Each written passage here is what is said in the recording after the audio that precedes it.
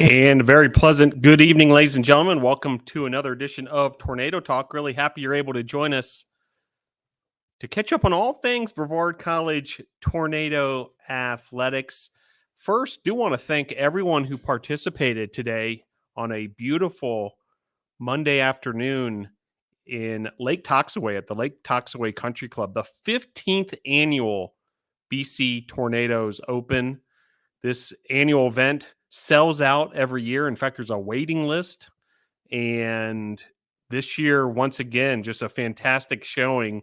All the money raised at the BC Tornadoes Open going directly to the student athlete experience here at Brevard College.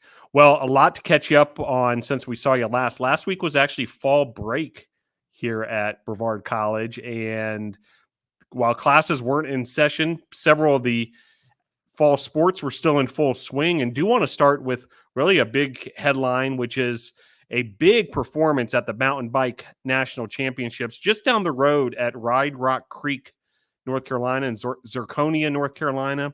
5 individual national titles by the Tornadoes in that one. Just an impressive showing, and BC finishing second in the country in mountain bike national championships. So great showing. We're going to be talking cycling later in the program. Men's soccer had a few matches over the break as well. And since we saw you last, the Tornadoes were able to get that 1-0 win over Greensboro. Had a tough fight against Methodist this past weekend, but they're going to get right back after it with a trip to Warren Wilson on Tuesday in Swannanoa, North Carolina.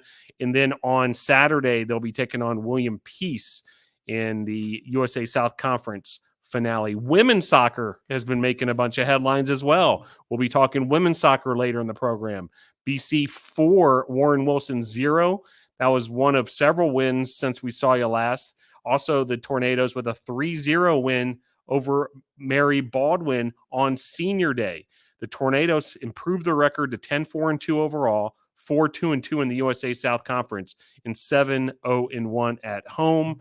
And the women's soccer team will be back at it tomorrow when the Tornadoes will face off against Johnson and Wales. That's a 7 p.m. start at Eyes Lamel Family Field. Hope you can join us for that one.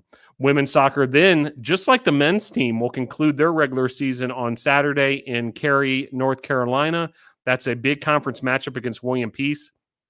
That'll help determine quite a bit what the USA South Conference tournament looks like from the Tornadoes' perspective. And those tournaments, both men's and women's soccer, also volleyball, will start the following week. Volleyball, speaking of which, a tri-match in Buena Vista, Virginia on Saturday, as the Tornadoes will face off against NC Wesleyan, and then the hosts, Southern Virginia, in USA South Conference play. That'll wind up the season for volleyball. They celebrated their senior day this past weekend, a great celebration for the Tornadoes. Cross country, meanwhile, at the USA South Conference Championships, that takes place on Saturday in Rocky Mountain, North Carolina. Best of luck to the cross country team under the direction of head coach Daryl Patrick. Well, basketball season is right around the corner as well.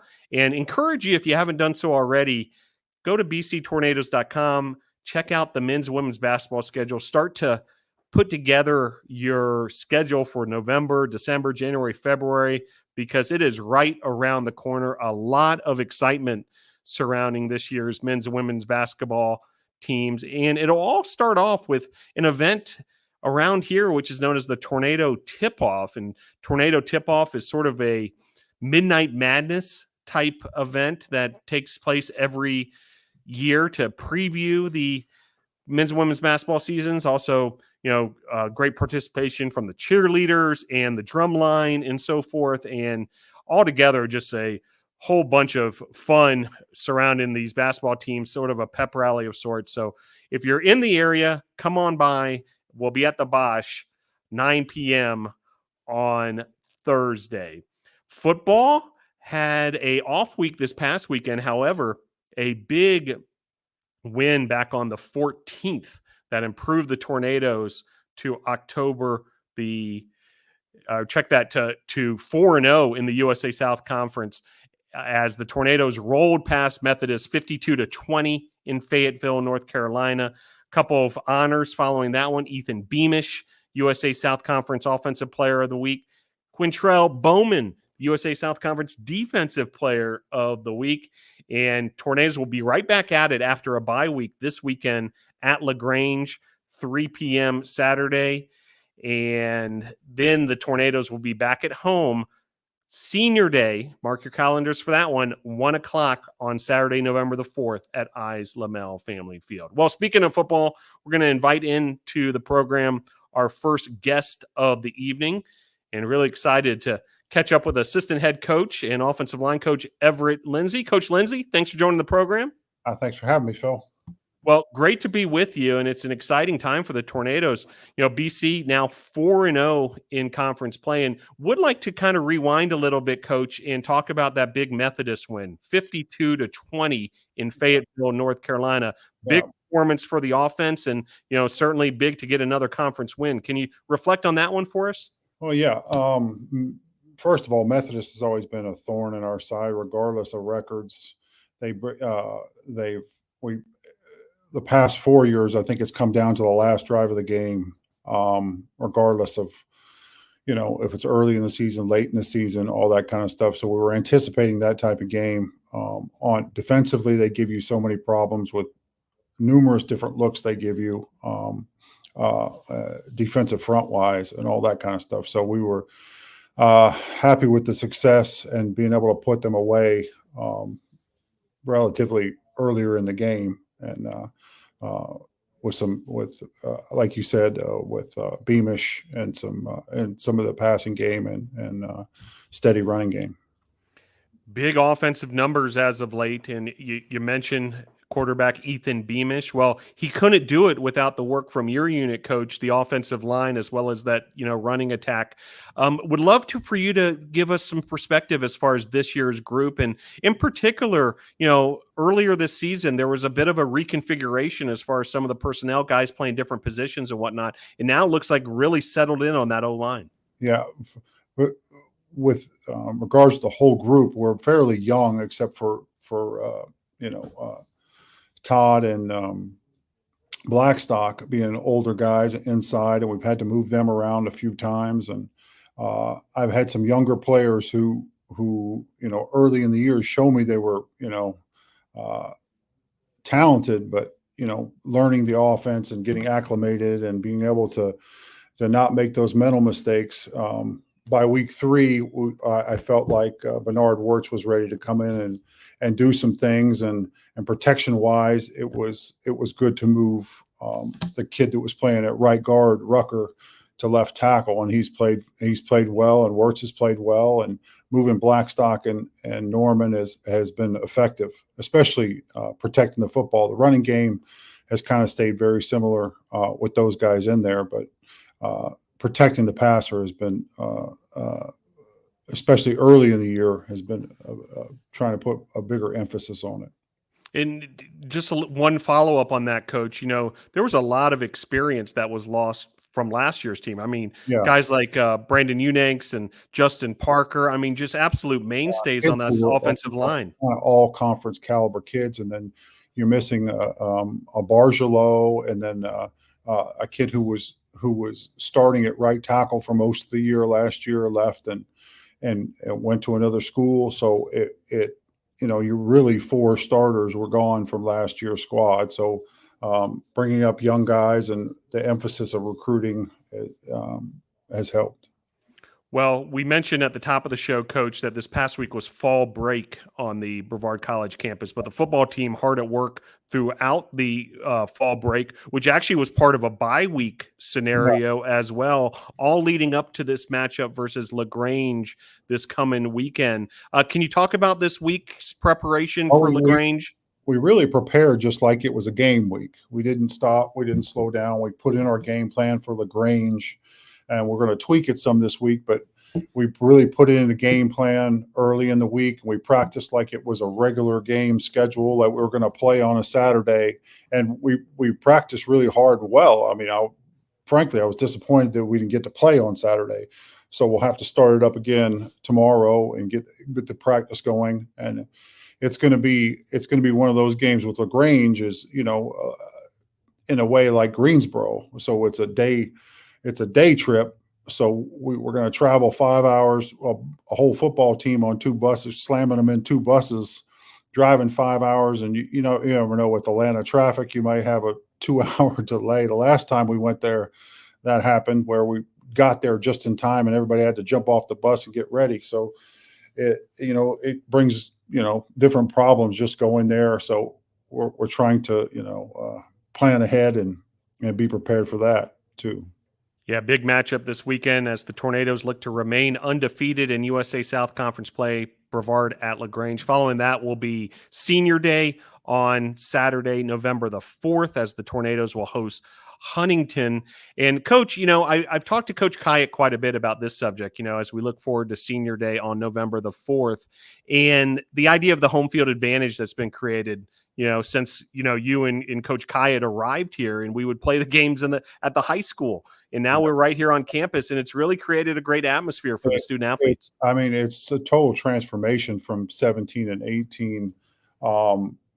Being on campus is just, kids being able to walk out of their dorms and come to the games, the family type atmosphere they've created here with having their own stadium and, the backing of the community. It's been unbelievable from when we first got here to where it is now. Absolutely. Well, encourage fans. Make sure you come out on Saturday, November the 4th for Senior Day. Well, Coach, before we let you go, do you want to talk a little bit and make sure our audience is aware of your background? You played college football in the Southeastern Conference for Ole Miss, and then you went on to an NFL playing career, playing with teams like the Ravens and the Browns and the Vikings. I love this note. You played every single offensive line position at one point or the other. So that sort of versatility, I'm sure, translates to your coaching ability now. But love to hear from you as far as, that experience for you personally, Ole Miss and then the NFL, and how that helps you coach the Tornadoes these days. Well, I was a kid that didn't play much high school football. So it was all new to me going a little bit to college. I wanted to go to college and try to play football and play baseball. And football worked out better for me. So I went in as a freshman D lineman and transitioned over to offensive lineman after my redshirt year. And it really worked out well for me. But it helped me not knowing the position a little bit. My coach, Joe Wickline, who coached in FBS football forever and ever, just started from scratch. So when I see kids in high school and my recruiting and I'm picking them up, I like raw kids. I like kids who might have been coached that much. So you can kind of start from scratch. They don't have as many bad habits and stuff, and you can really work with them from there. And as far as the NFL, I always had good coaching in the NFL. Mike Tice, just to name one of them, who was my position coach for a number of years and then became a head coach, worked with me. I actually played next to him in 93. He was my tight end, and when I was playing left tackle, and then became my coach. Technique-wise and scheme-wise really helped me. And then Denny Green, coaching under him in Arizona and, just bringing up the bye week stuff. He was always the guy that you have to win going into a bye, and coming out of a bye is the most important time of your year, just to get that, to keep it rolling. Yeah. Outstanding stuff. And Coach, between yourself, Martin Bayless, Coach Bill Kyatt, some of the young coaches who are getting experience in leagues like the USFL, really exceptional on the D3 level, just the experience on this coaching staff. Oh, yeah. Even with Simone coming on and coaching the running backs, he's been a college coach for 20 years. Coach Kyatt, the experience on this staff is second to none when it comes to Division III football. I mean, I can ask questions. I'm learning every day, just like I learn stuff from Coach Bayless. I learn stuff from Coach Simone. Bill throws in stuff all the time. I mean, from new portions of football. You know what I mean? The new wave of the 4 wides, 3 wives, motion shifts, all that kind of stuff. So I'm learning, being a 53-year-old coach, I learn new stuff all the time from these guys. And then the young coaching staff's always enthusiastic and taking notes and working with kids. Coach Unanks has been a pleasure to work with. I mean, there's no question he loves the sport and works hard at it every day. Yeah, great to see a coach like Coach Unanks go from the playing ranks here at Brevard College and getting his coaching career started under a staff like Brevard's had in place. Well, Coach, stick with us just a couple moments longer. We're going to bring in a couple of the student athletes from the football program as Bailey Ramey and Jordan Rowell have both joined the conversation. Great to see these two. Coach Lindsay, before we let you go, tell us a little bit about these two student athletes. Well, first off, last year they were 2 guys that stood out early in the year that were playing kind of JV and travel roster players, and they both kind of had the same developmental progression. Early in the year they were both younger, still learning a little bit and playing special teams and all that. And Jordan became a starter in 3-4 wide sets, and same thing with Bailey, kind of a special teams guy, kind of rotating in on defense, and then has taken off and become a starter on defense. So they both had huge production in the last game against Methodist. With turnovers and with turnovers and touchdowns. And we're happy to have both of them. Yeah, outstanding stuff. Well, looking forward to getting to know them better and introducing them to our audience. Coach Everett, Lindsay, thanks so much for joining the program. Best of luck this weekend at LaGrange. I appreciate it, Phil. Thank you. All right, there he goes. Coach Everett Lindsay, and he helped introduce these two in that upper right corner, Bailey Ramey. How you doing, Bailey? Good. Thanks for having me, sir. And also Jordan Rowell in the building. How you doing, Jordan? Doing good. Thank you for having me. All right, Bailey. Well, let's start with you. Coach, mentioned it, this big performance at Methodist. You got an interception. Tell us about the pick in particular and, how that kind of went down, interception at Methodist. Well, we were just in our zone defense, dropped back in my zone, got tipped up, and I was able to be there and make the play. So it's a good experience, good time.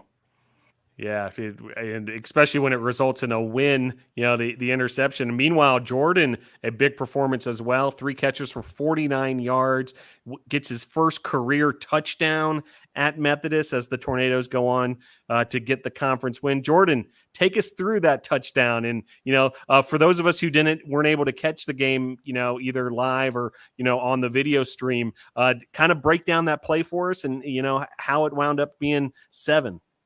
Yes, sir. It started with a teammate, Adam Douglas, who's been real good for us all year, going into motion and coming right back across the ball, taking the eyes of the safety back inside, and the guys up front doing their jobs after the ball was snapped, and Ethan Beamish just finding me as the open man. Yeah, and in Jordan, we see the graphic there. You also a part of the baseball program here at Brevard College. Tell us a little bit about that, how you juggle the 2 sports and how you're enjoying playing both football and baseball. I really enjoy playing both of them. It's definitely harder at times, but it's definitely worth it. 2 great groups of guys, great coaches to be around, and I'm learning a lot every day from both sets of coaching staffs. Yeah, so it's a really fun time. And Jock Pledger comes to mind. He's been doing both for a little while as well. Do you talk to Jock a little bit about how you guys are able to get it done, both gridiron and baseball diamond? Yes, sir. We do talk a little bit. Very good. And Bailey, a very interesting story here at Brevard College. I don't know how many people are even aware of this, but there's 3 Ramey brothers on the Brevard College Tornado roster. Yourself, who's actually the middle brother of the 3, Jordan, who's a defensive lineman, and Regan, a fullback. So 2 on defense, 1 on offense, grand total of 3 brothers. Tell us about you guys as brothers, both, growing up playing football, but now the idea that you're here at Brevard. I mean, it's always been a dream for us to come out here and play college football together, but even growing up, younger days, just competing with each other. I mean, even when we wasn't at practice, we'd be in the yard playing against each other, just competing, making each other better. And then we took that to high school, on the field, in the weight room, in the classroom. We try to push each other. But now we're here, and we're all making an impact, and it's been great. Yeah, and are you guys able to, talk a bunch and all that while you're here at Brevard College? And, are you trading notes all the time? And Oh, no doubt. The connection me and my two brothers have is unmatched. I mean, you can't beat it. I mean, lucky to have them two guys with me. all right, one more, because you kind of glossed over it a little bit as far as you guys growing up and lifting weights and working together and all that kind of stuff. But come on, tell us one story, one football story where the three of you all got in on something growing up. Oh, okay. I got you right here. It was my junior year, my older brother's senior year, and then my little brother's sophomore year. We was in the first round of the playoffs at Mountain Heritage. My little brother was playing defense with us as well. Them two broke through the line, able to make a tackle. They stripped it out and scooped it up and took it to the house. So that's probably the coolest football memory I've ever had. Great stuff. Jordan Rowell with us as well, the sophomore wide receiver from Charlotte, North Carolina. Jordan, tell us a little bit about your athletic upbringing. What sport came first, baseball or football? When did it get serious and ultimately finding your way to Brevard College? Definitely baseball came first. I didn't play football much growing up until I got to high school. And that's probably where it got the most serious.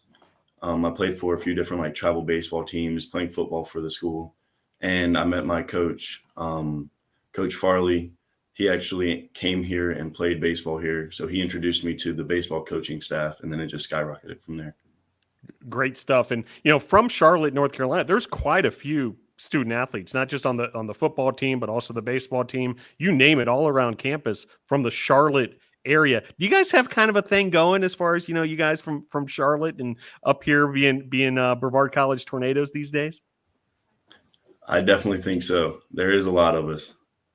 Yeah, no doubt. So, we got to come up with a nickname for the Charlotte Tornadoes of some sort. But great to be with each of you. Well, we talked to Coach Lindsay about this past week. It was fall break. Let's start there. Different schedule for you guys. There weren't any classes. I saw you out there at Lamel Family Field in the middle of the day, practicing, right in the middle of the day when usually you'd be at lunch or at practice or at class rather. And yeah, it had to be a little different, with the bye week as well. Bailey, was it a productive week from the football perspective? What was it like to have that week off? Oh, yeah. I mean, absolutely. We treated it like we was playing a game on Saturday. I mean, we came out here, got in the film, took our notes, came on the practice field, and we just competed with each other and pushed each other and make us better and set our game plan for the upcoming week. And we treated it like we was playing a game Saturday. So, yeah, Jordan worked out well for fall break to land on that bye week as far as the preparation ultimately for LaGrange. Yes, sir. I do think so. Just like Bailey said, we treated it just like a game week. We want to continue rolling, so we pushed each other and competed against each other to keep making each other better even throughout the bye week instead of just taking the week off. All right, so what's going to be the key, fellas? We'll start with Bailey to get this win this weekend at LaGrange. What's the mission at LaGrange this weekend? Just play on the defense side of the ball. I can speak about defense since that's where I play. I mean, it's just be physical, play our style of football, come out there, force turnovers, 3 and outs, and allow our offense to be on the field as much as possible. Jordan? I'd say no matter what records are, what we've had in the past, what we're going to do this week, I say we can't take them lightly. And we just come out and play our game. Everyone's locked in and we all compete to the best of our abilities and stay focused and locked in. We should have a pretty good day. Well, that's certainly been the case so far in USA South Conference play. 4-0 start in conference play. Bailey, would love to take things from the gridiron to the classroom a little bit. Let us know what you're up to in terms of your studies. Right, I'm a business major right now, but my goal outside the classroom is to become a college football coach. That's what I want to do. Very good. Jordan, how about yourself? I'm a criminal justice major. My goal is to end up being a firefighter of Very some good. sort. two outstanding majors here at Brevard College. Bailey Ramey and Jordan Rowell joining the program. Would like to touch on just the experience here at Brevard College with each of you as well. Bailey from Yadkinville, North Carolina. What's it like to be a Brevard College student athlete, Bailey? Just the relationships you get to build is something special. I mean, not being the biggest school and not being the smallest school, about 1,000 people, you get to really connect with everybody, and the friendships you make here are going to last forever. Jordan? I think Bailey touched it perfectly. It's a very close-knit environment with it not being too many people at the school. You get to make relationships and friendships with your faculty of the school and the other students and your teammates and stuff, and everyone knows each other. It's just a good environment to be in.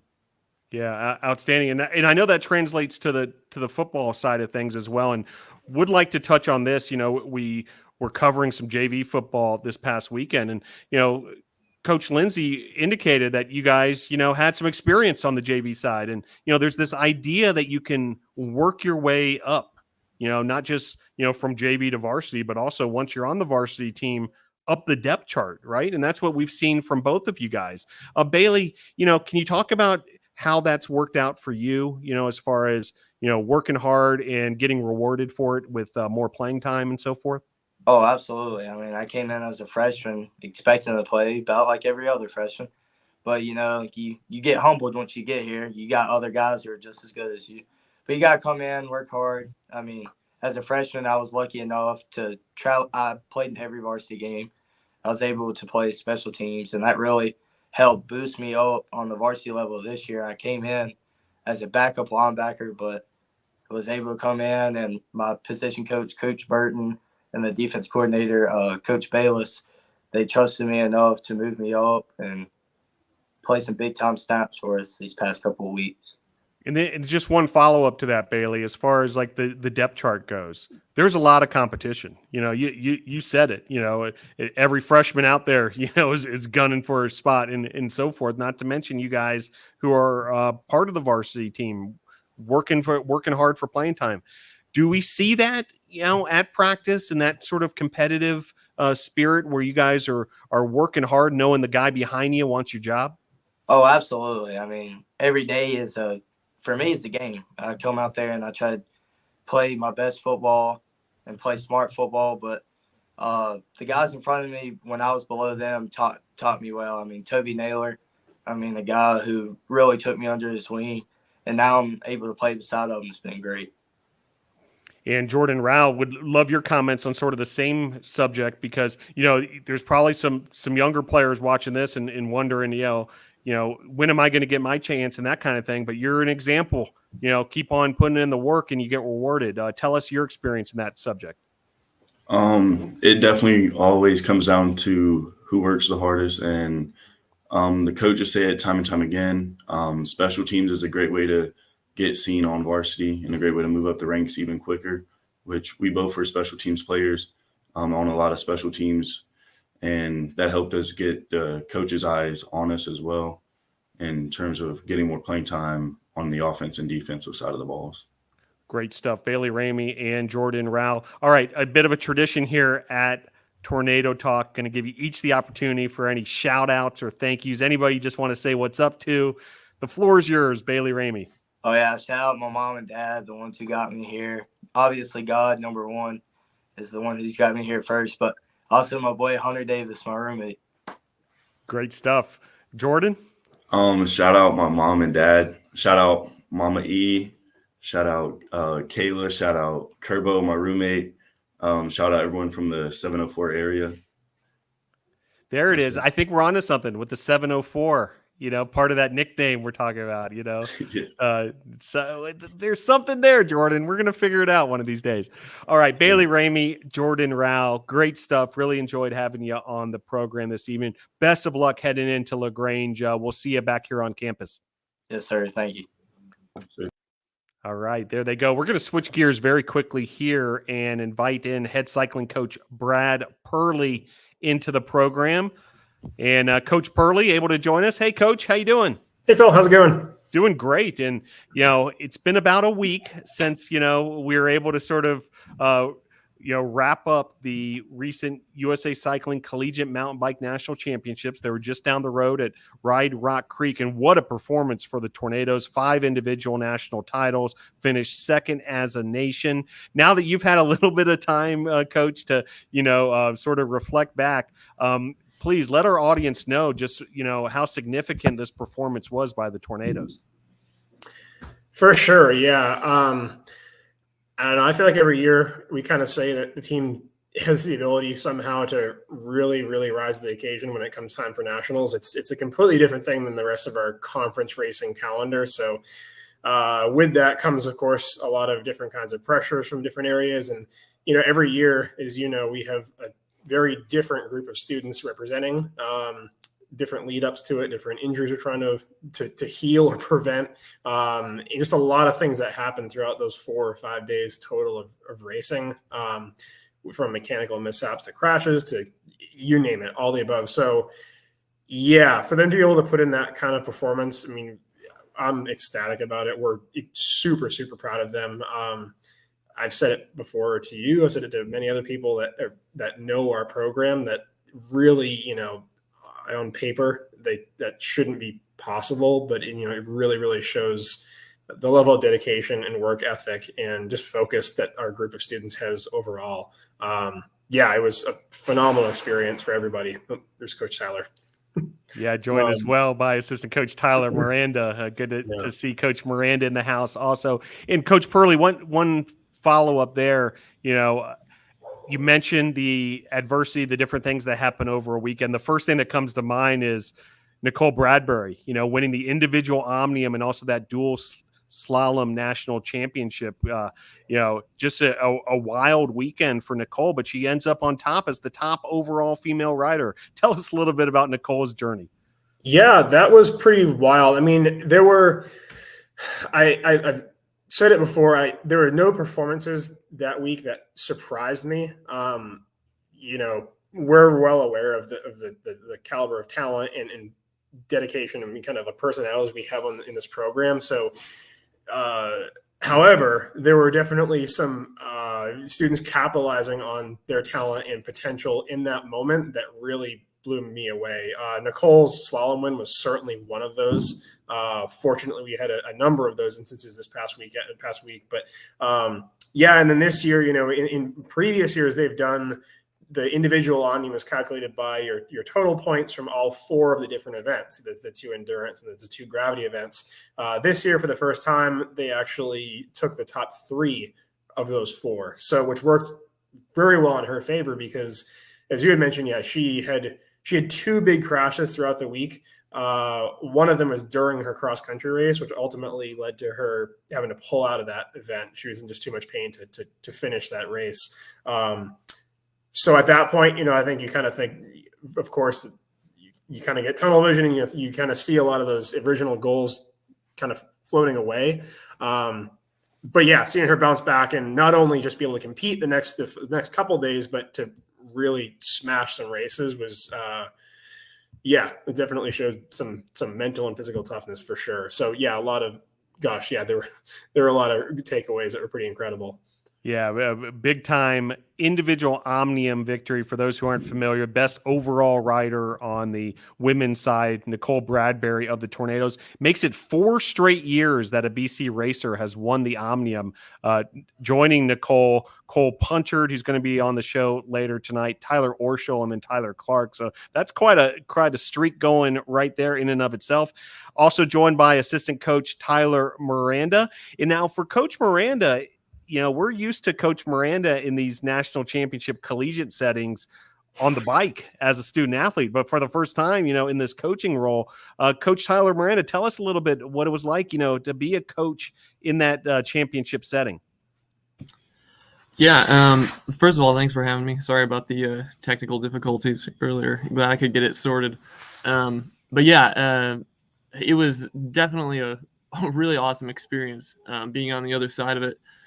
This year, especially, from just an overall experience perspective, and for all the students to have nationals on the East Coast is pretty unique. So and to have it, that close is even more special. So, yeah, I definitely have had, this week to kind of reflect on everything that happened. And I definitely am reflecting on a lot of things and learning a lot. And, it really puts a lot of things into perspective. And Brad is a great help as well to kind of guide me through this new like transitioning time. So I feel definitely like I've got picked up on a lot of tools and tips and tricks to really flow through these weekends and these competitions well, and really making sure everybody's taken care of and firing on all cylinders. Like Brad said, we're not surprised by any of these results. This is all, it's just kind of the way that racing goes. Sometimes you need a little bit of luck, but the thing about luck is that the more hard work you put in, the more luck you get. So luckily that this year that was kind of able to come to fruition a little bit, and we're able to see a lot of individual success that also translates to amazing team overall success. So we're super proud of everybody and super stoked with how it went. Well, we would like to kind of go through a couple more of the highlights from the weekend, and we'll start with one more for you, Coach Perley. Cole Punchard, adversity during the regular season per se on the mountain bike side of things, and then at the collegiate championships wins the national title in both cross country and short track national. Cross country winning the national championship. He won the individual Omnium national championship last year in Durango, Colorado. So he's a champion once again, this time, 2-time in 2023. Please tell our audience just, how significant this was for Cole. For sure. Yeah. Like you had mentioned, he had a really good summer racing season, spring campaign and all that. But then, ultimately broke his hand, at the end of, right before the World Championships. So that means he was out of racing all of our conference collegiate racers, but also not only just those, but also some World Cups he had planned to attend in North America to kind of round out the World Cup season too. A lot of our riders do that. They combine World Cup racing with the collegiate, and it makes it very busy. But so for him, unfortunately, he had to miss all of that. So I'm sure he'll tell you in a few minutes here that that meant a lot of time riding indoors in here right next to where I'm sitting on the trainer. Both Tyler and I saw that happening a lot. So, it's so tough with the sport. And, he's had to deal with it before, unfortunately, probably will at some point again, just like everybody who's trying to race at a high level. But it is so tough to know how much work is being put in and not being able to showcase that, I guess is the right term for it. And just, be able to take it to the race course and see that hard work pay off and come, all that stuff really come to fruition. So to see him, it was very much a last minute. Even that last week leading up, we were still looking for a definite yes or no answer, trying to figure out what was best, of course, for the team and helping out the team, but also for, him taking care of his own body and, making sure we're not going to do any prolonged damage, trying to push it too early. So the timeline luckily worked out in our favor, in Cole's favor, that he was able to just in time get back on the mountain bike, because the process was not only just getting the hand back to be able to ride outside, ride the road, then ride some dirt. But of course, that's still a very different thing from racing hard on rough tracks. So luckily, he was able to come just in time, wrist brace and all. He was able to make it work. And obviously the work had been put in and showcased very clearly. Performances like that do not happen by accident or by luck by any means. So it was really good, from my standpoint, from Tyler's standpoint, to be able to see all that work pay off for him and be able to showcase that and show how well he's riding. And I know, of course, for him, without a doubt too, anytime you're able to go out and win any race, but especially, a national championship event, that's wild, so it's very, very gratifying. And of course, to be there and be part of the team effort. He, unfortunately, his freshman year, 2 years ago now, he had to miss nationals because of a hand issue too. Last year he was sick. So it was good I wouldn't call it a fully 100% clean run into nationals by any means, but at least he was able to, nothing was hindering the performance on race day. And you had mentioned, last year he did win the individual overall Omnium title. which was fantastic. But this year, with the injury in mind, and just with the potential that we knew he had for the endurance races in particular, we just made the decision to go all in on the endurance events and forego the shooting after that individual on him instead. And yeah, definitely no regrets on that. It worked out well. All right, Coach Tyler Miranda, I'm going to let you describe this next highlight because it was absolutely electric on Sunday with the downhill taking place on Sunday morning. Just sort of a storybook finish there for Cameron Mader in his final collegiate race. It's, matter of split seconds in terms of who wins the title. And then the Tornadoes finish 1, 3, and 4 in the downhill finals. Tell our audience just exactly what went down in that men's downhill final, Tyler. Yeah, that was a really magical finish to a race. I don't think I've ever really been part of anything quite like that. A couple years ago, the first year it was in Durango, we had a really exciting downhill finish with Tyler Clark taking the win, which was, quite a shock. Again, not really a shock, but maybe not everybody was expecting that to happen. Whereas this year, I'm certainly not surprised by Cameron winning. But it was just, I can't describe how happy I am for him, because, he's put in incredible amounts of work over, so many years, ever since he was a little kid riding bikes and racing bikes. So, it's just so awesome to see all of that, culminate into a moment like that was caught on, video. You're there with the camera ready. There's a lot of excitement just right away. Waiting for the live timing to calculate was my heart rate was really up there. I know Brad's was too, probably. Yeah. So real quick, Coach. So our audience understands, like, the live timing wasn't working for much of the downhill race. We didn't have any idea who was actually leading the competition or whatnot, but then it kicked in just for those final few riders. Yeah, exactly. There wasn't quite enough cellular there to, ping time from the start to the finish. So it really started working, I think, like 7 guys to go. That is a good thing because, we would have been pretty tense for a long time trying to figure out what times were. In the end, I don't know exactly what the difference was, but it was hundredths of a second. Much like dual slalom was, came down to 0.011 seconds or something, incredibly slim margins. That just goes to show you how exciting collegiate racing is and how tight it is. That's just how high of a level it is. And guys are, fighting with everything they have to represent their team and get a result for themselves and the team. So, it was an amazing moment for everybody involved. Yeah, 0.30 of a second. That was the difference as Mader wins. And then, not just that, but Jack Brown finishes 3rd. Matt Lellevield finishes 4th. Just what a celebration, not only for the Gravity guys, but for the whole team. Coach Perley, I know this made you incredibly proud. Yeah, for sure. I mean, I don't know. It's more just from a coach standpoint, but I feel like that our program and our group of students gets written off a lot. But yeah, we, again, like we'd said a couple times already, like we understand, we know the caliber of athletes and people we have on our program. To see our guys take that, that individual race points wise, we had 3 in the podium. So we won that race for overall for points.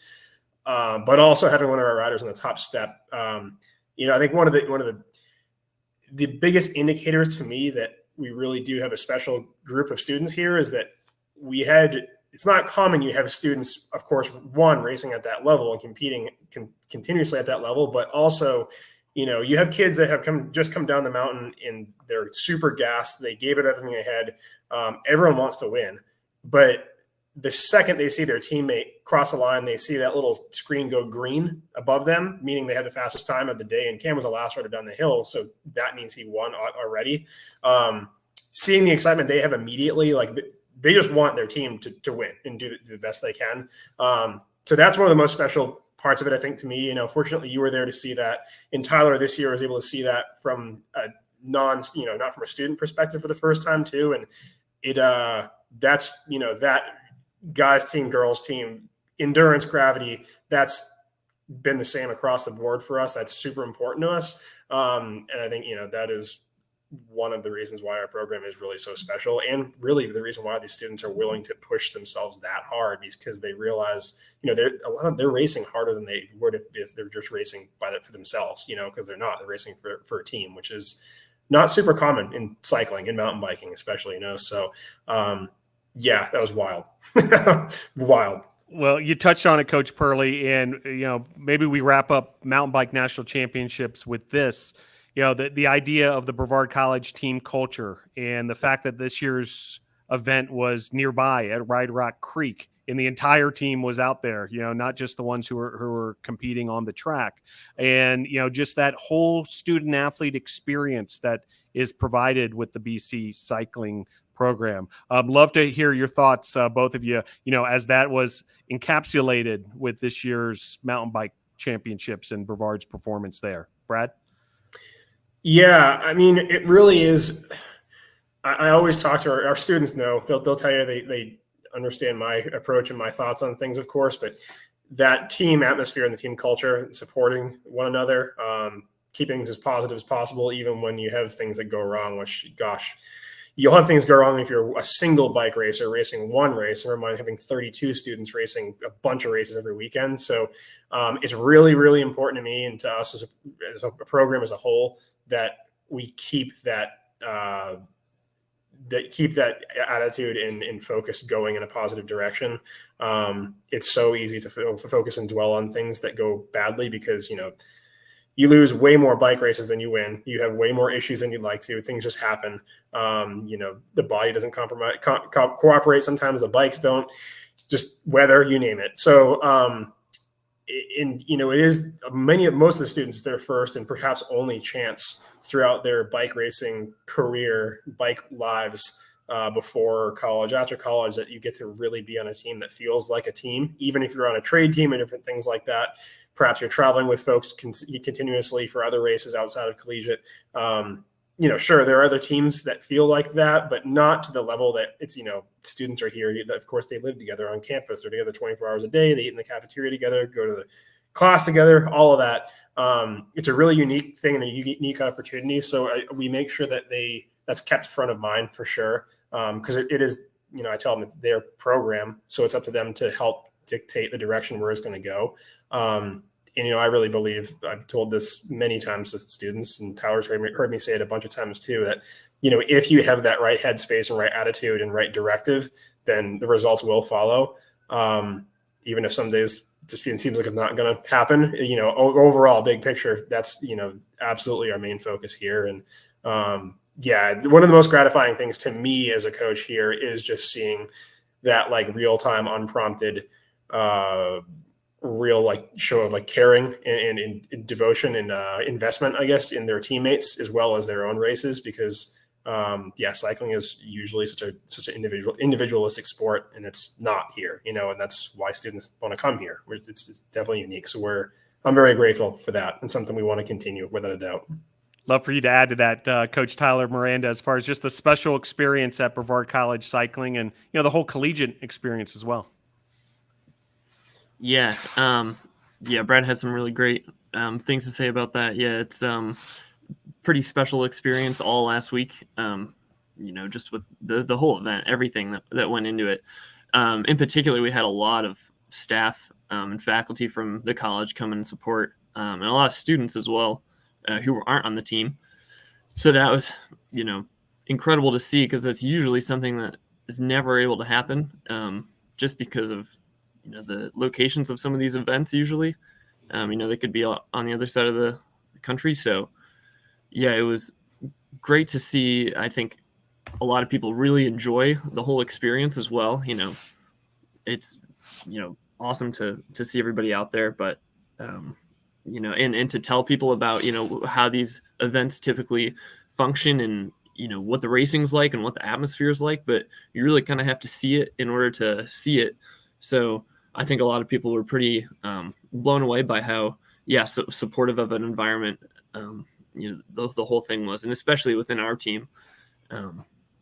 Everybody's looking to lend a hand and really support each other, because this is super unique sort of racing that, like Brad was saying, you really won't experience anywhere else in your cycling career, usually before and after college here. So it's really important to soak it all up, because before you know it's all over, you're just kind of have to take advantage of every last race, and use your teammates for to get better, and to help your teammates get better as well. So it's really awesome to see all of our kids really helping out and performing well in all areas all week and all year, really. Great stuff. Well, congratulations to both of you, coaches, for the cycling program. A fantastic performance at the Mountain Bike National Championships. Again, and this time right around the corner from us here in Western North Carolina. Well, stick with us just a moment or two longer. We're going to invite in a couple of the cycling student athletes who participated in that Mountain Bike National Championships. Madeleine Pollock has joined the building, also Cole Punchard. Coach Miranda, we'll let you handle Cole's introduction. Tell us a little bit more about Cole Punchard beyond, what we've talked about already. I could talk for a long time about Cole. He's an amazing kid. In many ways, like Brad was saying, he, puts in an incredible amount of work, on the bike and as well as in the classroom to, make sure that he's fulfilling his academic responsibilities here at the college. He's a great rider to have around on the team. He's got so many incredible experiences and a lot of race and just bike knowledge that he can share with everybody else. He's definitely really fun and just great to have around in the team for the overall atmosphere. Contributes in a lot of ways. And also with us, a big contributor at the national championships, Madeleine Pollock. Coach Perley, tell us more about Madeleine. Yeah, so she is a freshman this year. So this was her first collegiate experience overall. So conference racing, nationals, seeing kind of the difference between conference races and nationals, which is, being part of it 1 year, it kind of sets you up a lot better for the following years. So, she's been racing a lot with us already. Again, somebody else coming off of an injury into collegiate, luckily healed up in time to do some really great things at some conference races, but primarily, of course, at nationals. She also got the distinct pleasure of being swapped into the team relay event the day of after a crash of another rider we had. So I've talked to her and others about it, but fortunately this year we have a number of really, really talented women in the team to swap that in, because in previous years we would have been in big trouble. So luckily, I didn't want Nicole to get hurt. We had no concerns about throwing Maddie in there, except for the fact that she had already raced a million times that week. But other than that, it was a great experience. Yeah. Very good. Well, once again, congratulations, Coach Perley, Coach Miranda. Outstanding stuff. You made the whole campus community proud again at the national championships, and best of luck heading forward into cyclocross season. Thanks, Phil. Thanks. All right, there they go. And join as advertised, Madeleine Pollock in that upper right corner. How are you, Madeleine? Good. How are you? Thanks for having us. Yeah, excited for this conversation. Also with us, Cole Punchard. How are you, Cole? I'm pretty good, Phil. Outstanding. Well, Madeleine, let's start with you. Your first collegiate national championships on the mountain bike side of things. You come here to Western North Carolina from Vancouver, British Columbia, Canada. You're here, and first semester you're racing in nationals, and a big contributor this past weekend. Tell us overall, what the experience was like for you. Oh, I had a ton of fun. I raced all the events. So dual slalom, downhill, cross country, short track. And then like Brad said, I wasn't supposed to do the relay, but we unfortunately had an injury. So I got thrown in there. I think Brad told me about an hour before the event. He was like, "Oh, you're going to do the relay, by the way." But it was just a super fun experience and really cool to have the whole team out cheering, because that's not something we often get, as well as having faculty out and other other members of the school community out to cheer. So it was really cool. All right, a couple quick follow-ups on that, Madeleine. First, racing all those different events, the 4 individual events, they're listed there. 4 very different events in terms of skill sets and in the terrain and all these things. What was it like to switch gears from event to event to event to event?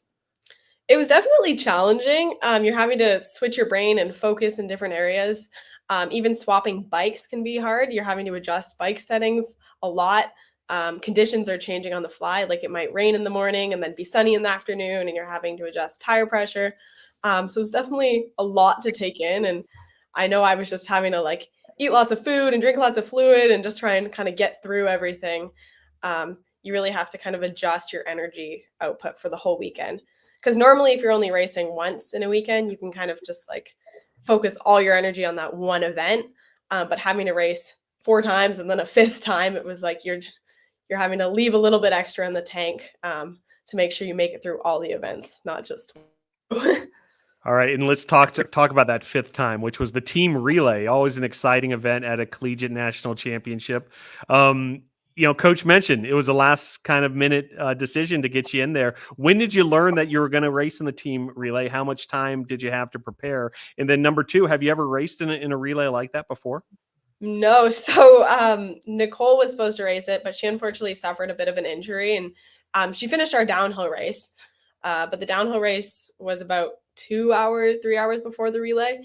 And she came back to the tent, was like, yeah, I'm not feeling the greatest. And then coach was like, okay, you're in. And I was like, what? Because I had already gotten changed. I was ready to put my feet up. I was like, oh, I'm done for the weekend.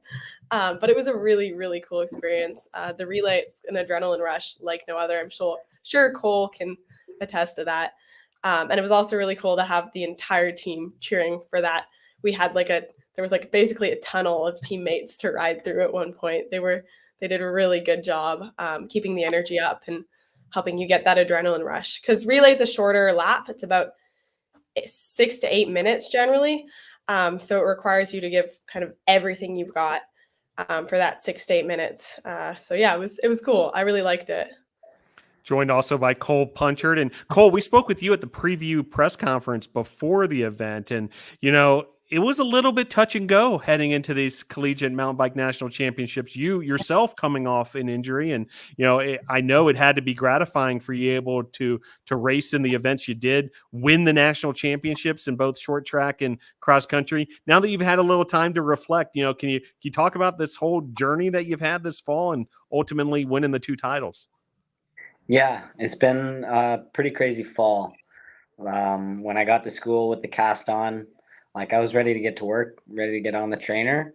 And then I thought I was going to be ready for a couple of the collegiate races, maybe even the World Cups, but then those kind of got pushed back a little bit. The injury was taking a little longer than we thought. So there was a couple hard weeks there, but yeah, still managed to push through, kept training the whole entire time, and just put all my focus into the collegiate nationals. And yeah, it took a lot of pressure off once I was able to race, because I just wanted to race my bike. So that was a lot of fun once I was able to do that again. And can you take us through each of those 2 races just a little bit, Cole? The cross country win and then also short track. Yeah. So the cross country was on Saturday. So that was the longer event. Quite early start. We started our warm up at 7 a.m. in the dark pretty much. But then the sun came out, which was pretty nice. And we got after it. It was a 7-lap race, I believe. I had a clean start, right at the front, top 5 guys. And then I led the first 2 laps with a group of 5. And then from there, I let a guy in front of me, and then he had a little crash. And I just kind of attacked from there on lap 3 all the way up to the climb and got a big gap, and then just held it from there for the rest of the race. So it was pretty smooth sailing there. And then tried to recover as much as I could that day. Wake up the next day and do it all over again in the short track. That one was a bit more hectic because guys are pretty amped up for that because it's a shorter race. so everybody can kind of get a shot at it. But I was able to get away with a group of 7, I think it was. And then it was kind of whittled down throughout the race. And then it was just me and a guy from Fort Lewis College. And we had a pretty good battle, kind of attacking each other every lap up the climb, with everybody screaming. All of the teammates were on the climb helping me out, screaming, pushing me along. So, yeah, it was a good battle. And then on the final lap, I was able to break free and attack. And then I just held like a 5-second gap all the way to the line, which was, it felt really good.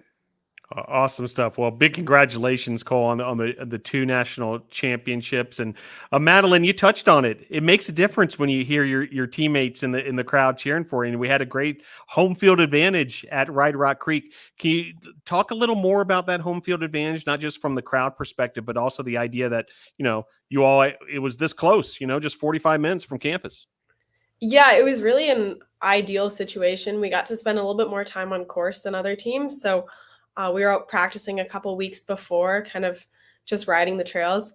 Courses weren't actually released until closer to the event, but we spent a lot of time just training at Rock Creek, trying to get used to the dirt and what tire pressures to run and stuff like that. So that was really, really nice, as well as being able to stay on campus in our own beds and not having to like pack and unpack bags like we normally would.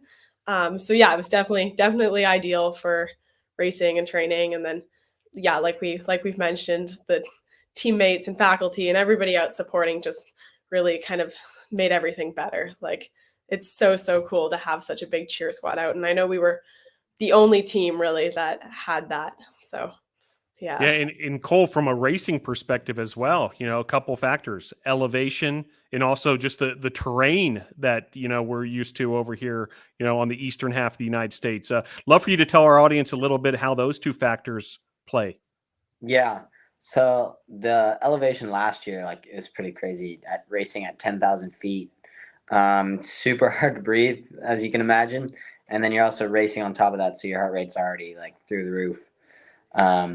So last year I was suffering a lot. I tried to do some altitude training to prepare for that, but you can't really try to train for that.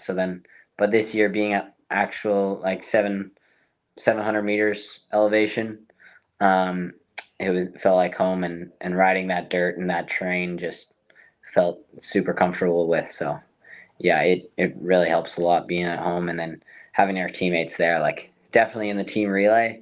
They were on like the first start of the climb, and with all their hands above, and like you ride through the tunnel, and I was sprinting as hard as I could, but it was like 30 seconds into the lap, and I'm already blowing myself up. So that probably hurt me a little bit more than it helped me, but yeah, made me go faster. Awesome stuff. Well, a couple more before we let you go. Can't help but notice, when we look at the Brevard College Tornadoes cycling roster, this Canadian presence. We've got 2 Canadians here, from different parts of the country. Madeleine from British Columbia and Cole from Ontario. Madeleine, tell us a little bit about this Canadian connection, and is it kind of a thing here on campus with y'all?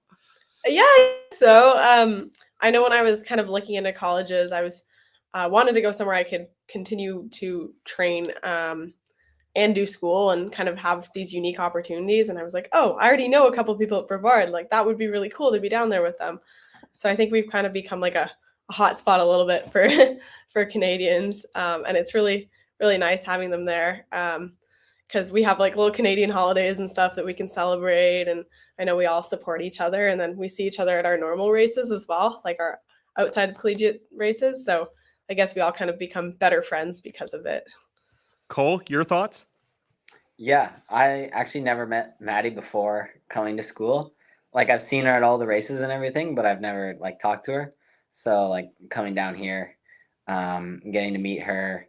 And then before I came here, like when Tyler Orschel and Tyler Clark were here, I was pretty good friends with them. So yeah, it really helps when you have people from home that you can relate to and stuff like that. And then also coming here for the great training environment that you can train all year round and still go to school. So that's really good.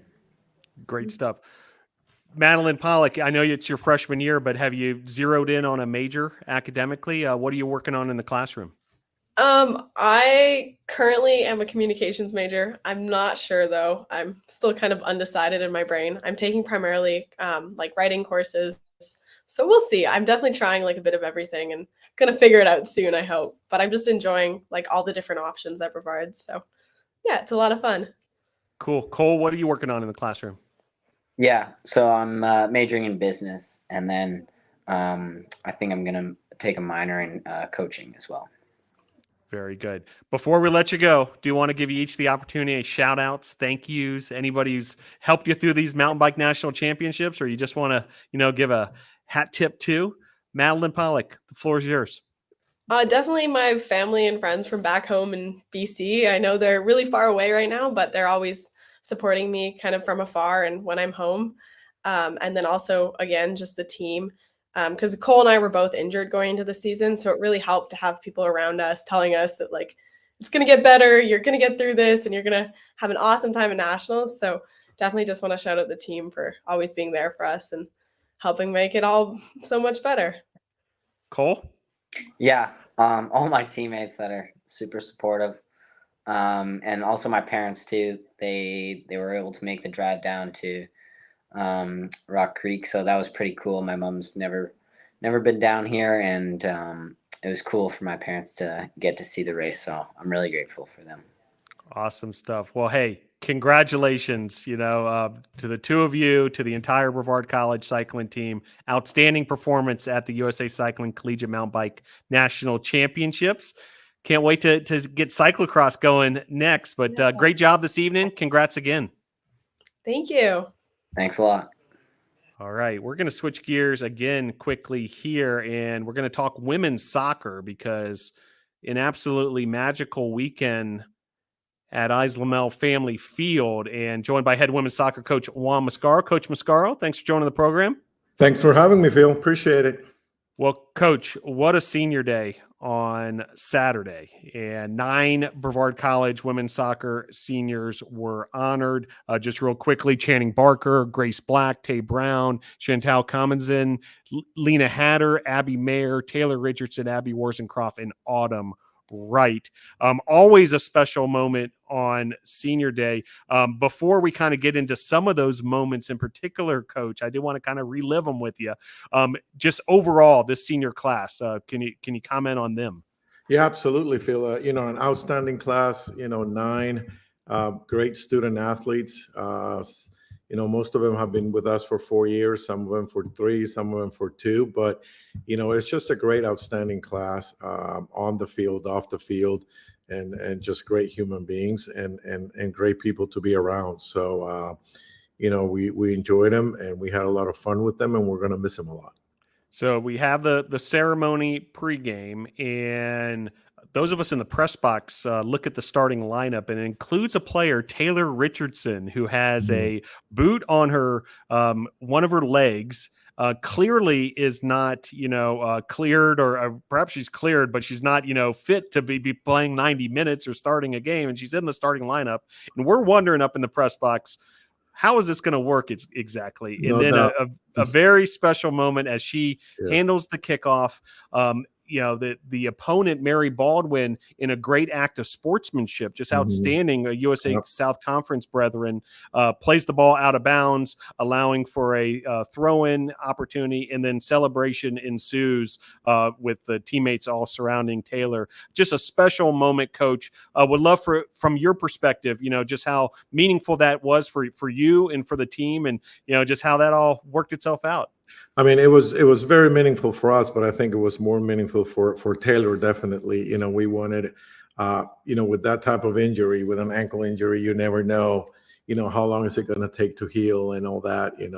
She could be good to go in a week or 2, and we only have a few games left, 2 regular season games, and then, whatever destiny want to give us, but. We wanted to make it special for her. We wanted to make sure that she was on the starting lineup for her senior night.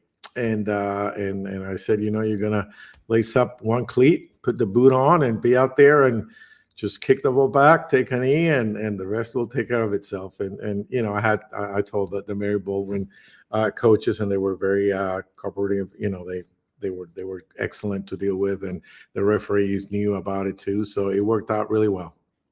Yeah, great stuff. And then the game takes place, and it starts off into one of these sort of scoreless defensive struggles, that kind of thing.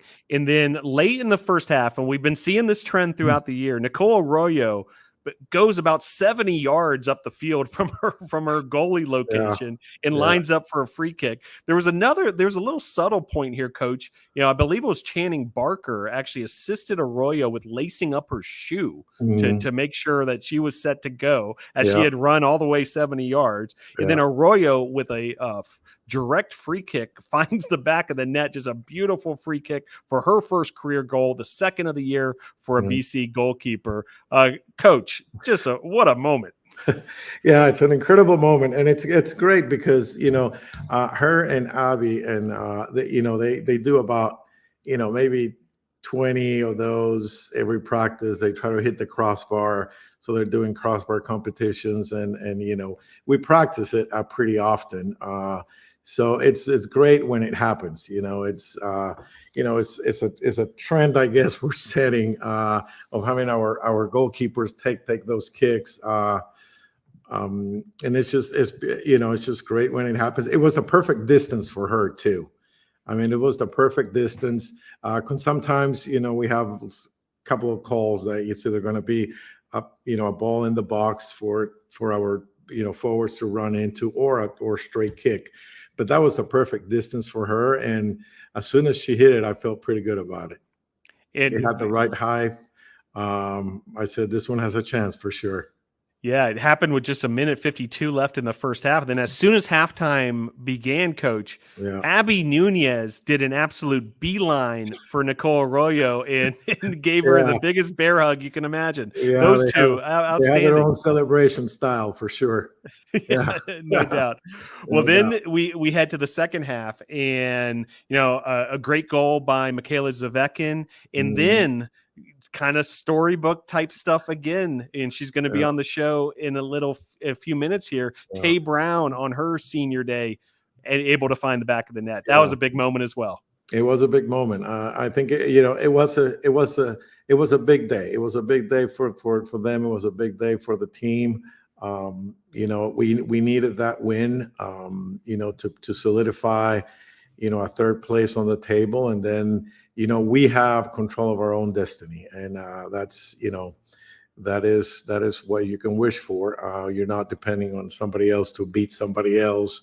So we're standing in third place, and we just gotta take care of business tomorrow and take care of business on Saturday, and we should be good.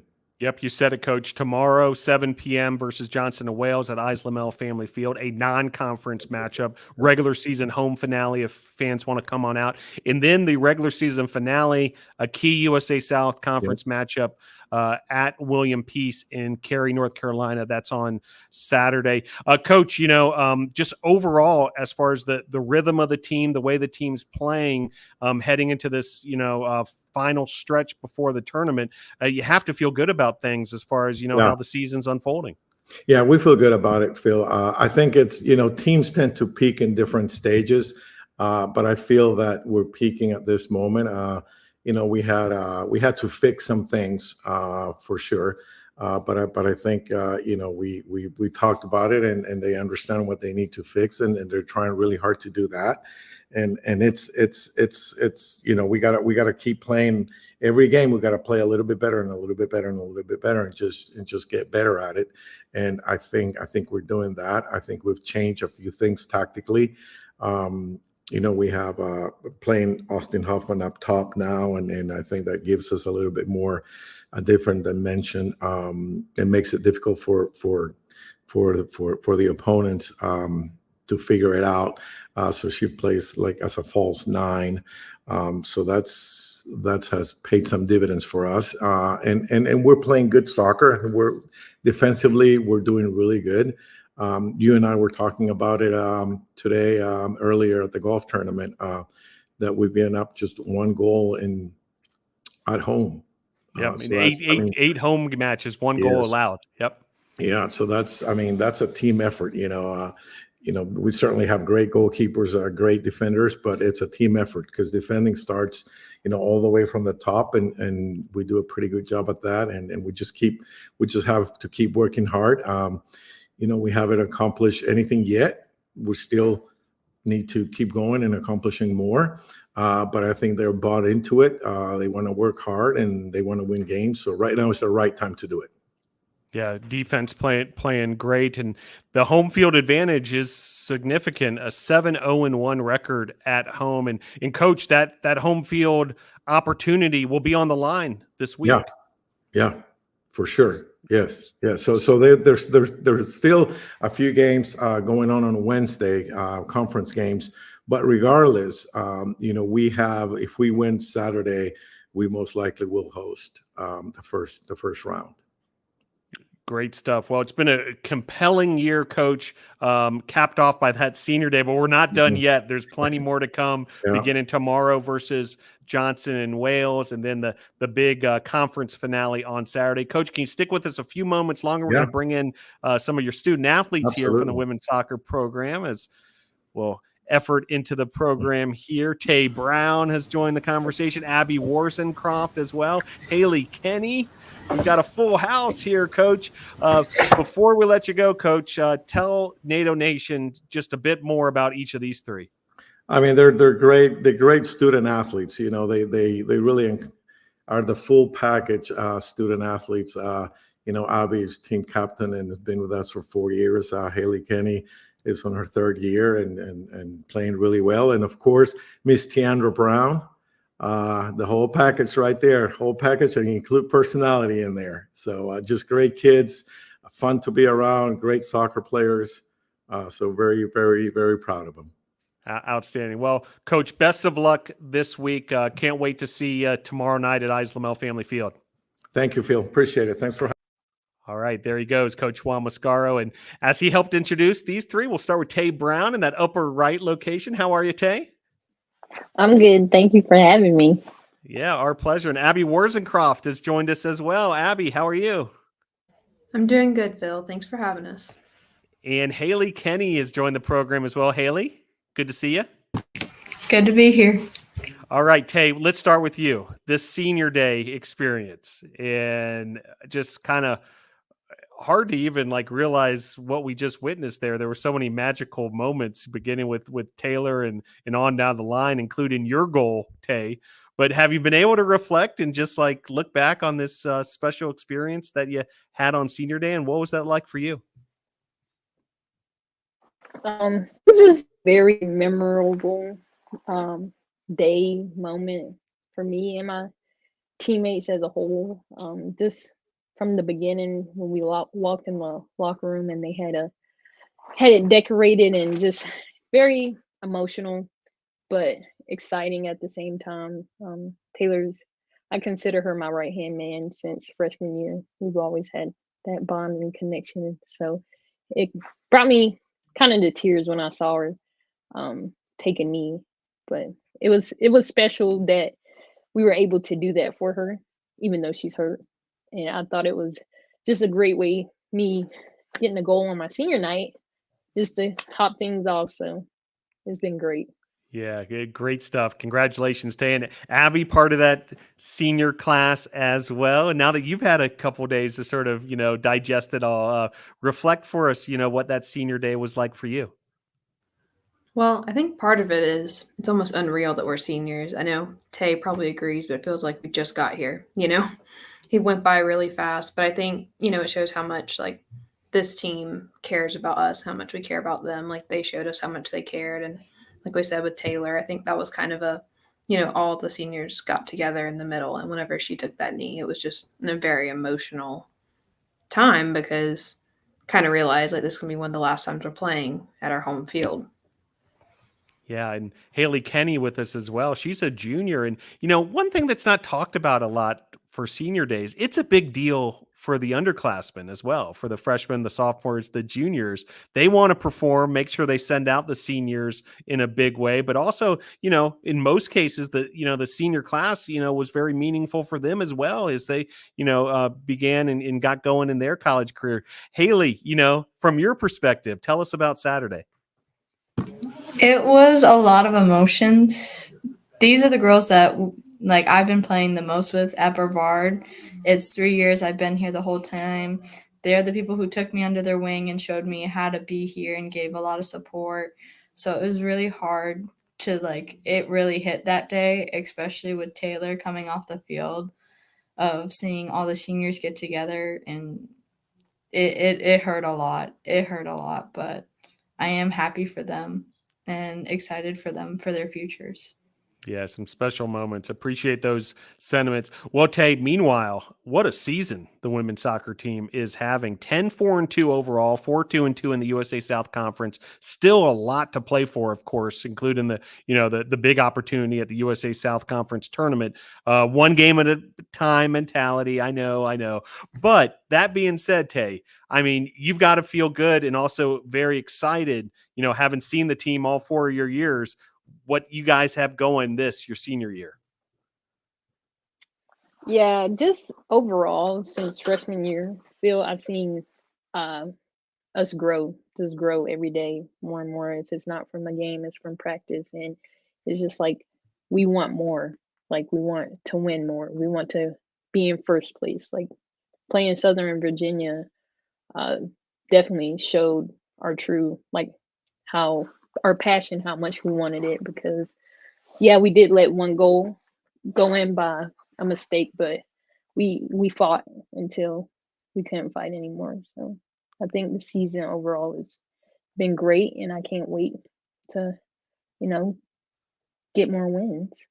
Yeah, keep this thing going, no doubt about it. Abbie Worsencroft with us as well. And, she's the central part of that defense, which has just been lights out. We mentioned it with Coach, just an incredible statistic, 21-1 home scoring advantage. That means just one goal allowed at home in all those games, and not to mention 9 shutouts on the season in 16 total games. And Abbie, big part of that, along with the rest of the defensive side, and of course the goalkeeping as well. Would love for you to tell our audience, Abbie, the mentality of you all as defenders, and what's been the key to that kind of success.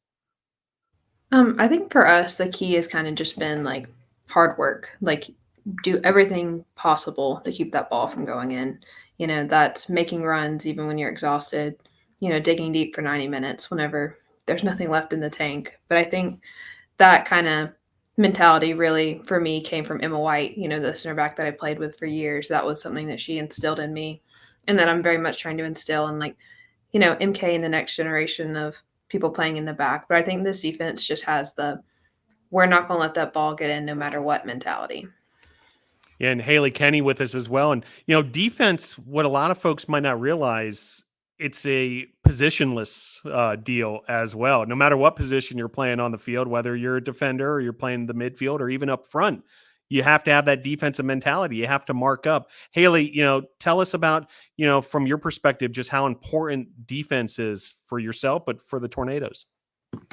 For defense, it's the first thing to win, to get back at the ball and immediately make a change in the game. We're talked about in midfielders of when there's a 50-50 ball, we're the ones to get it, we full on give everything for our 50-50s and then get it up to our strikers and to get those goals. Of defense comes first before offense. You need to have a strong defense before we can go into our offense, and I completely trust in everyone that this whole team has defense first. Yeah, no doubt, and certainly showing in the results, and I'm confident that's going to continue on. It starts with a game tomorrow versus Johnson & Wales, then you guys hit the road on Saturday to Cary, North Carolina, to take on William Peace. Tay, let's get back to the senior theme a little bit. And, you guys have done it a little bit, but reflecting back and, go whatever direction you like, this whole Brevard College experience for you, Tay, and what it's like to be a student athlete at Brevard College, what it's like to be a student athlete on the Brevard College women's soccer team. Can you kind of put it in perspective and perhaps pass that along to the players who are younger than you? Yeah, so it was rough at first because we're the class of 2020 COVID kids, and we came in, in a rough time. Me and Abbie can speak from experience how we ended up in our rooms for a long time due to our roommates getting COVID, but it didn't stop us from, enjoying Brevard as a whole, like going out and, experience the mountain lives and soccer. It grew us more and more together, and in the classroom is just great. The professors are great. It's a great school. You can always go to your professors about anything. Just overall, it's been a life-changing experience for the good. Soccer, I've grown as a player. Yeah. Yeah, well said. Abbie, can you reflect a bit on the entire Brevard College experience for you? No, I don't know if I can reflect on all of it. We don't have that much time. But I think this has definitely been one of the best things that ever happened to me. Like Tay said, we came in, not under the best circumstances. I don't think anyone wants to start their college career during a global pandemic, but we definitely made the best of it. And I think the reason that we could make the best of it was because we were on a team that was so close and, would still make an effort to do things together. And, I've made so many lifelong friends here. I've had so many connections with professors and, for my career. And honestly, if I could do it over again, I would pick Brevard all day long. It has been very good to me. Great stuff. And Hayley Kenney makes her way to Brevard from New Hampshire, and would like to hear from your perspective, Hayley, because you come from a little ways away, a different part of the country up there in New England. But tell us about what it's been like to be a student here at Brevard College for yourself. It's been hard because I do miss home, but the reason why I picked Brevard is because it did remind me of home. They gave so much to me here, of so many opportunities. The mountains are right next door, and the team is such great energy that it made it easy to choose Brevard. And each day I've just grown to find new friends, find new things that I love to do. Brevard gave classes I learned how to hike. I went on VOR, and it's experiences that I know I would have never got anywhere else. Because when I talk to people at home, they're like, I do not have a class like that. And I was like, you're missing out, because it's one of the best things to do. So I'm very grateful that I chose Brevard. Yeah, VOR, Voices of the River, part of the Willie program. Great stuff there. Tay, you're heading towards graduation. You'll walk across that stage before we know it. Tell us what your degree is going to be in, and then also what your plans will be post-graduation. Yeah, it's bittersweet. Who would have thought? Time flies. Yeah, so I'll be graduating with a bachelor's in criminal justice and psychology because I'm a double major. And after college, I plan on going to UNC Charlotte to obtain a master's degree in forensic psychology. Outstanding stuff. Congratulations in advance on all that and future success as well. Abbie, same question for you. Well, I'm going to be graduating with an exercise science major and a minor in health science. And my goal is to be a physical therapist. So next steps for me will be PT school. Very good. Outstanding stuff. And Hayley, what are you working on academically? I am a double major with criminal justice and biology with a minor in environmental studies. And I'm coming up to doing some internships, and I have potentially thought about study abroad for coming up in my future years. So I just keep taking it one day. Very good. Great stuff. A diverse offering between the three of you, but certainly outstanding programs throughout Brevard College. Well, I want you each to take as much time as you need, but we've reached that portion of the program. Shout outs or thank yous. And Tay Brown, we'll start with you. Senior year, here we go. Shout outs and thank yous.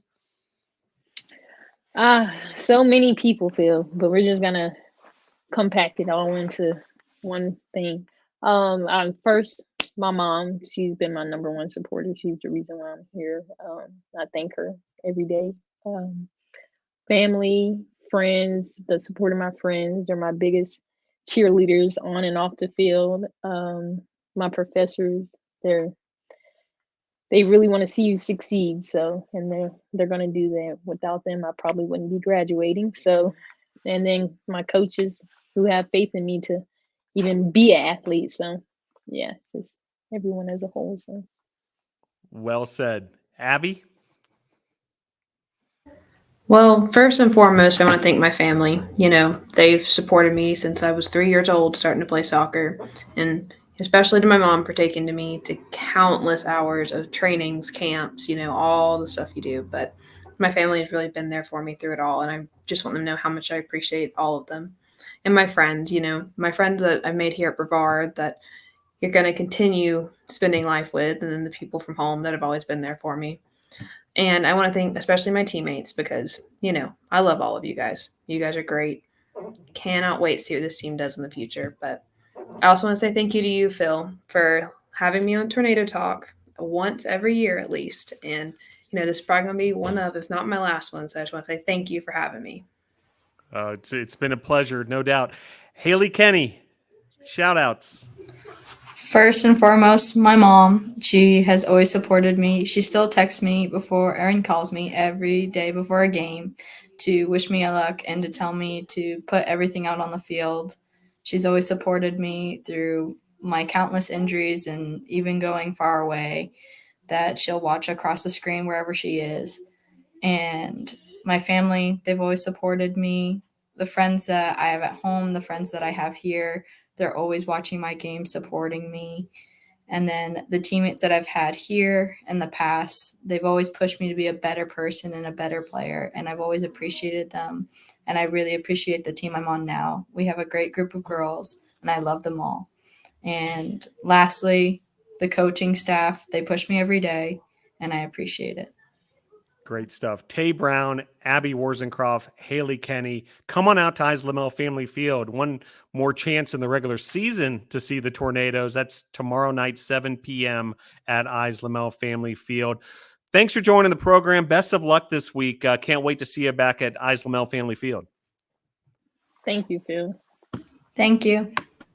Thank you for having us. All right, there they go. And that winds up another edition of Tornado Talk. Appreciate all of our guests.